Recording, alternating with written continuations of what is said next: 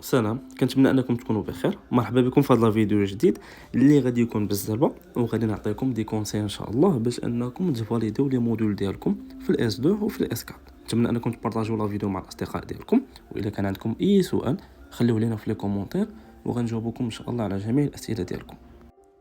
اللي خاصك تعرف هو انه الاس 2 والاس 4 والاس 5 هما اصعب سيمستر كاينين في لا بيولوجي، وكيبغيو بزاف ديال الخدمه، ولي موديول ديالهم كيكونوا طوال شي شويه.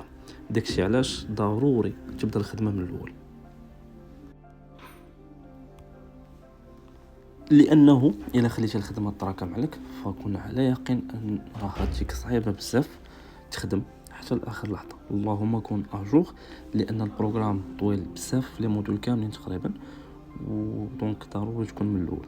كيف ما قلت لك، الا ضيعتي الخدمه من الاول غتصعب عليك المأمورية في الاخر وغتولي ضارب تما فواكاط.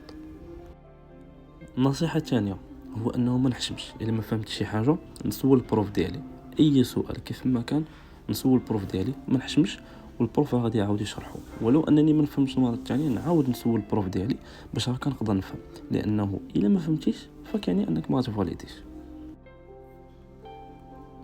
النصيحه الثالثه هو انه ضروري نخدم بوحدي في الدار، من غير داكشي اللي غيدير معايا البروف، ولا من غير داكشي اللي غندير في لي كور دو سوتيا.